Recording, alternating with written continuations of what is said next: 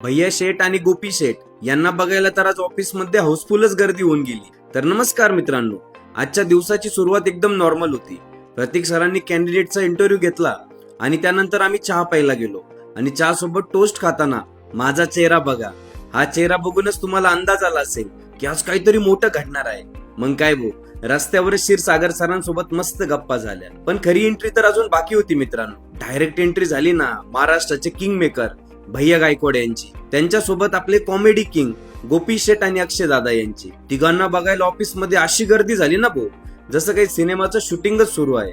मग काय, आपल्या गोपी शेठनी ग्रॅज्युएट चाय सूप चहा पावडर घेतले ना असा काही दमदार व्हिडिओ शूट करून दिला, एकदम कडक. नमस्कार मित्रांनो, आज जाता जाता राहत्यामध्ये ग्रॅज्युएट चहा सोबत गाठ झाली. एक नंबर क्वालिटीचा विषय. चहाची पण क्वालिटी पाहिली एकदम भारी. चहा पावडर पण एकदम नंबर क्वालिटीचा आहे. एका मिनिटात तुम्हाला चहा बनवून भेटेल इतका नाथ थोडं त्यांनी नियोजन लावलेलं आहे. काही विषय नाही, एकदा तुम्हाला गाठ घ्यावाच लागतील. चहा एकदा नक्की पिऊन बघा. प्रत्येक ठिकाणी शाखा आहे महाराष्ट्रात, ऑल इंडियात, काही विषय नाही. आणि भैया शेठ मला म्हणाले, सर मला सांगा एवढ्या शाखा कशा उघडल्या राहू तुम्ही? अहो भैया शेठ सांगतो, पण तुम्ही हे जे दोन बाउन्सर सोबत घेऊन आले ना त्यांच्या समोर तर माझी बोलतीच बंद झाली. आणि आपले गोपी शेठ म्हणजे कॉमेडीचा ज्वालामुखी आणि दिलदारपणाचा महासागर.